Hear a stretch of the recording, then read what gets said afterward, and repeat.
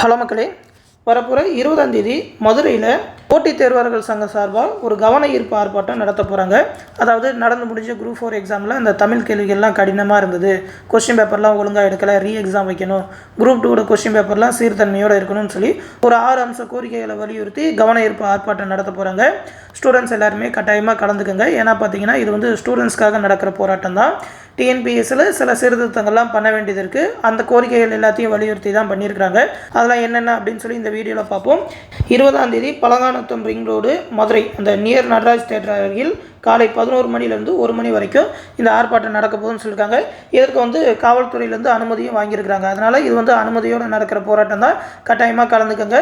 நிதியுதவி கூட வழங்கலாம் அப்படின்னு சொல்லி அந்த QR கோடெலாம் சென்ட் பண்ணியிருக்காங்க. அதை எல்லாத்தையுமே வீடியோட கடைசியில் பார்ப்போம். நிதியுதவியும் முடிஞ்சால் கொடுங்க. முடிஞ்ச வரைக்கும் அந்த ஆர்ப்பாட்டத்தில் கலந்துக்க பாருங்கள். ஏன்னா பார்த்தீங்கன்னா எந்த அளவுக்கு அந்த ஆர்ப்பாட்டம் பெரிய அளவில் நடக்குதோ அந்த அளவுக்கு அதோட இம்பாக்ட் இருக்கும். நிறைய பேர் ரொம்ப கூட்டமாக திறந்து கேட்குறாங்க அப்படின்றப்ப எக்ஸாம் வைக்கிறதுக்கும் வாய்ப்பு இருக்குது. எக்ஸாமும் கோரலாம். ஏன்னா பார்த்தீங்கன்னா ரொம்ப டஃப்பாக தான் இருந்தது கொஸ்டின் பேப்பர். அவங்க சொன்னதை தவிர மற்ற இடத்துலலாம் கேட்டாங்க. இந்த மாதிரி வெளியில தான் கேட்க போகிறோம் அப்படின்னு சொல்லி ஒரு அலர்ட் கொடுத்துட்டு கூட கேட்டிருக்கலாம். அதுக்கெல்லாம் ப்ரிப்பேர் ஆகலை அப்படின்றப்ப ஒரு லக் ஃபேக்டரை வச்சு பாஸ் ஆகி போகிறதெல்லாம் போட்டித் தேர்வில் நியாயமாக இருக்காது. அதனால் ஒரு எக்ஸாம் கூட வைக்க சொல்லலாம். அப்படி எக்ஸாம் வைக்கிறாங்கன்னா அதை உடனடியாக வைக்கணும். ஏன்னா அது வந்து அடுத்த வருஷத்தோட குரூப் 4ஐயும் பாதிச்சிடக்கூடாது. அதுக்கேற்ற மாதிரி ஃபாஸ்ட்டாக வைக்கணும். அதுக்கு வந்து இந்த ஆர்ப்பாட்டம் வந்து ரொம்ப இம்பாக்ட்ஃபுல்லாக இருக்கணும். ரொம்ப அதிகம் பேர் கூட்டமாக சேர்ந்து ஆர்ப்பாட்டம் பண்ணுறாங்கன்னா கண்டிப்பாக அது அரசோட கவனத்துக்கு போகும்.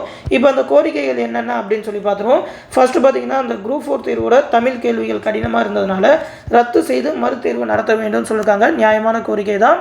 ஆனால் எக்ஸாம் வந்து எல்லாருக்குமே டஃப்பாக தான் இருந்தது.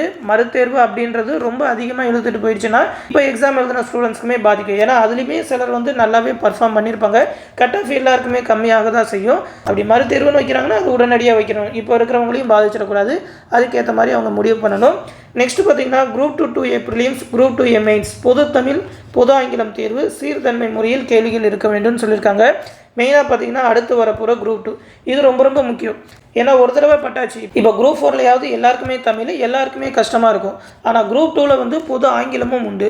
அதில் வந்து இங்கிலீஷ் மீடியம் ஸ்டூடெண்ட்ஸ்க்கு நார்மலாக இருக்கிற மாதிரி ஈஸியாகவே கொஸ்டின் பேப்பர் அமைஞ்சிட்டுனாக்கா தமிழ் தேர்வுக்கு இப்போ இருந்த மாதிரி கஷ்டமாக இருந்ததுன்னா எல்லாருமே பொது ஆங்கிலத்தில் படித்தவங்க ஷார்ட் லிஸ்ட் ஆகிடுவாங்க. அப்படின்றப்ப மெயின்ஸ் எக்ஸாமே தமிழ் தேர்வுகளால் எழுத முடியாமல் போயிடும். அப்படி இருக்கிறப்ப கொஸ்டின் பேப்பர் வந்து சீர்தன்மையோட நடுநிலை தன்மையோடு இருக்கணும். அப்படின்னா தான் நல்லா படித்தவங்களால கரெக்டாக பாஸ் ஆக முடியும். 2 பேருக்குமே கரெக்டான ஒரு ஆப்ஷனாக இருக்கும். அப்படி இல்லைன்னா குரூப் 2லையும் பொது ஆங்கிலம் வேண்டான்ற மாதிரி தான் சொல்லணும். அது வந்து இங்கிலீஷ் மீடியம் ஸ்டூடெண்ட்ஸையும் பாதிக்கும். அதனால் கொஸ்டினோட தரம் கரெக்டாக இருக்கணும். ஏன்னா நார்மலைசேஷன் மெத்தட் கூட டிஎன்பிஎஸ்சில் இல்லை. அதனால் இப்போமே இந்த ஆர்ப்பாட்டம் மூலமா ஒரு ரிசல்ட் கிடைச்சதுனாக்கா அடுத்து வரப்போகிற குரூப் 2ல் கொஸ்டின்ஸ் கொஞ்சம் ஈஸியாக இருக்கும். பள்ளி பாட புத்தகத்திலிருந்து எடுத்துக்கிற மாதிரி இருக்கும். பள்ளி பாட புத்தகம் தான் எல்லாருமே படிக்கிறாங்க. புதிய புக் பழைய புக்குன்னு கிட்டத்தட்ட தமிழுக்கு மட்டுமே ஒரு 14-15 புக்கு கிட்ட படிக்கிறோம். அதையும் மீறி வெளியே கேட்கணுன்ற அவசியம் கிடையாது. அதுலேருந்தே கேட்கலாம். அதனால் டிஎன்பிஎஸ்சிக்கு இதை ஸ்ட்ராங்காக வலியுறுத்தணும்னாக்கா கண்டிப்பாக அதுலேருந்து கொஸ்டின் கேட்பாங்க. கண்டிப்பாக குரூப் 2க்காகவே ஆர்ப்பாட்டத்தில் கலந்துக்கலாம். நெக்ஸ்ட் பார்த்தீங்கன்னா டிஸ்கிரிப்டிவ் பேப்பரில் சரியான முறையில் மதிப்பீடு செய்து மதிப்பெண்கள் வழங்கவும் விடைத்தாள் நகல் வழங்கவும் அப்படின்னு சொல்லியிருக்காங்க. அதாவது டிஸ்கிரிப்டிவ் பேப்பர் திருத்துறாங்க. ஒரு கொஸ்டினை 2 பேர்கிட்ட திருத்துறாங்க. ஆனால் ஒருத்தவங்க கொடுக்குற மார்க் அதிகமாக இருக்குது, இன்னொருத்தவங்க அதுக்கு 0 மார்க் கூட போகிறாங்க. எந்த முறையில் திருத்துறாங்க அப்படின்னு சொல்லியே தெரியல. இந்த தடவை அதற்கான ரீசன்லாம் கொடுக்கணும் அப்படின்னு சொல்லியிருக்காங்க. பட் அதை பற்றின ரிசல்ட் இன்னும் வரலை, எந்த மாதிரி பண்ணியிருக்காங்க அப்படின்னு சொல்லி. அதனால் அந்த டிஸ்கிரிப்டிவ் பேப்பரை சரியான முறையில் திருத்தணும்னு சொல்லி ஒரு கோரிக்கை. அது மட்டும் இல்லாமல் விடைத்தாள் நகல்கள் வழங்கணும். அதுவும் பார்த்தீங்கன்னா ரிசல்ட் வந்த உடனே வழங்கணும். அப்படின்னா தான் அவங்க கரெக்டாக பண்ணியிருக்கிறாங்களா, அதற்கு ஏதாவது மறுபடியும் நம்ம ரீவேல்யூவேஷன் பண்ண சொல்லி ஏதாவது சொல்ல முடியுமா அப்படின்னு சொல்லி உடனே தெரியும். அதனால் விடைத்தாள் நகல் எல்லாமே உடனே வழங்கணும். அப்ஜெக்டிவ் டைப் கொஸ்டினாக இருந்தாலும் சரி அந்த OMR ஷீட்டோட நகல் கண்டிப்பாக வேணும். ஏன்னா முடிச்சுட்டு வந்ததுக்கப்புறம் என்ன ஆன்சர் பண்ணியிருக்கோம் நமக்கும் தெரியாதுன்றப்ப ஃபைனல் ஆன்சருக்கு எல்லாமே சீக்கிரமாக கிடைச்சாக்கா அதுக்கேற்ற மாதிரி ரீவேல்யூவேஷனுக்கும் நம்ம அடுத்த ஸ்டெப் எடுக்க முடியும். அடுத்து வயது வரம்பு உயர்த்தணும்னு சொல்லியிருக்காங்க. நியாயமான கோரிக்கை. குரூப் 1லாம் பார்த்தீங்கன்னா ஏஜ் லிமிட் கம்மியாக தான் சொல்லியிருக்காங்க. இந்த மாதிரி அதிக வருஷம் ட்ரை பண்ணுறவங்களுக்கு ஃபைனல் டார்கெட்டாகவே குரூப் 1 தான் இருக்குன்றப்ப ஏஜ் லிமிட் இன்னும் கொஞ்சம் எக்ஸ்டெண்ட் பண்ணுறதுல தப்பே இல்லை. அது மட்டும் இல்லாமல் ஜென்ரல் ஸ்டூடெண்ட்ஸ் அந்த ஓசி கம்யூனிட்டியில் வரவங்களுக்குலாம் 32 வயசு தான் வச்சுருக்காங்க. அவங்கள நிறைய பேர் இந்த காம்படிட்டிவ் எக்ஸாம் அட்டன் பண்ண முடியாமலே போயிடுது. ஏன்னா பார்த்தீங்கன்னா போட்டி அந்த அளவுக்கு இருக்குது. அப்படின்றப்ப ஜென்ரல் கோட்டாவில் எடுக்கவே முடியாத அளவுக்கு கட் ஆஃப் இருக்குன்றதுனால அவங்களுக்கும் கொஞ்சம் ஏஜ் லிமிட் அதிகப்படுத்தினா கரெக்டாக இருக்கும். அடுத்து தமிழில் எழுதுனா சரியான மதிப்பெண் வழங்குறது இல்லை அப்படின்னு சொல்லியிருக்காங்க. தமிழில் எழுதுனா சரியான மதிப்பெண் வழங்கணும்னு கேட்டிருக்காங்க. ரொம்ப நியாயமான கோரிக்கை. ஏன்னா பார்த்தீங்கன்னா மெயின்ஸ் அந்த டிஸ்கிரிப்டிவ் பேப்பரில் இங்கிலீஷில் எழுதுறவங்களுக்கு அதிக மதிப்பெண் கொடுக்குறாங்க, தமிழில் எழுதுறவங்களுக்கு கம்மியான மதிப்பெண் கொடுக்குறாங்கன்னு ரொம்ப காலமாக இந்த குற்றச்சாட்டு இருக்குது. அதுக்கு டிஎன்பிஎஸ்சி கண்டிப்பாக ஒரு முடிவு எடுக்கணும். சரியான முறையில் தான் கொடுத்துருக்காங்களான்னு சொல்லி ஒரு வெளிப்படைத்தன்மை இருக்கணும். அதற்கு சரியான முறையில் மதிப்பெண் வழங்கணும். அதை பற்றி அவங்க கரெக்டான ஒரு ரிப்போர்ட் கொடுக்கணும். அடுத்து பார்த்தீங்கன்னா மெயின்ஸ் தேர்வில் தமிழில் எழுதினால் மட்டுமே தமிழ் வழி இடஒதுக்கீடு வழங்க வேண்டும்னு சொல்லியிருக்காங்க. இதுவும் ஒரு நியாயமான கோரிக்கை தான். ஏன்னா பார்த்தீங்கன்னா மெயின்ஸில் என்னதான் தமிழ் வழியிலேயே படித்தாலும் ஆங்கிலத்திலையும் எழுதலாம் அப்படின்னு சொல்லி ஒரு சாய்ஸ் கொடுக்கறது தப்பே இல்லை. ஏன்னா பார்த்தீங்கன்னா ஒர்க்கை ஹேண்டில் பண்ணுறதுக்கு இப்போ இருக்கிற நடைமுறைக்கு ஆங்கில புலமையும் கண்டிப்பாக தேவை தான். அது ஒரு சாய்ஸ் தான். கண்டிப்பாக தமிழில் படித்தாலும் ஆங்கிலத்தில் எழுதலாம். ஆனால் நீங்கள் ஒரு இடஒதுக்கீடு அப்படின்னு சொல்லி அது மூலயமா போகிறீங்க அப்படின்றப்ப அந்த இடஒதுக்கீடுன்றது நியாயமானவங்களுக்கு தான் கிடைக்கணும். அப்படின்றப்ப தமிழ்லேயே கண்டிப்பாக டிஸ்கிரிப்டிவ் பேப்பரை எழுதினா தான் அவங்களுக்கு கொடுக்கணுன்றது கரெக்டான ஒரு கோரிக்கை தான்.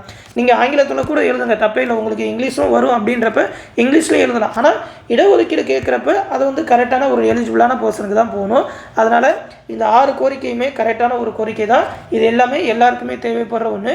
அதனால் கண்டிப்பாக எல்லாருமே போராட்டத்தில் நேரில் கலந்துக்கிட்டு உங்களோட சப்போர்ட்டை கொடுங்க. பக்கத்தில் இருக்கிறவங்க, அது மட்டும் இல்லாமல் ட்ராவல் பண்ணி போட முடியுன்றவங்க கண்டிப்பாக ஆர்ப்பாட்டத்தில் கலந்துக்கங்க. கலந்துக்க முடியாதவங்க கொஞ்சம் நிதியுதவி கொடுத்து கூட ஹெல்ப் பண்ணலாம். அதாவது அவங்களோட QR கோட் சென்ட் பண்ணியிருக்காங்க, அந்த QR கோடை ஸ்கேன் பண்ணி நீங்களும் நிதியுதவி கொடுக்கலாம். கண்டிப்பாக ஆர்ப்பாட்டத்தில் கலந்துக்கங்க. அடுத்தடுத்த தேர்வுகளில் அதற்கான பலன் நமக்கு கண்டிப்பாக கிடைக்கும். இந்த ஆர்ப்பாட்டம் பற்றி உங்களோட கருத்துக்கள் என்ன, நீங்கள் கலந்துக்க போகிறீங்களா அப்படின்னு சொல்லி கமெண்ட் செக்ஷனில் தெரிவிச்சிருங்க.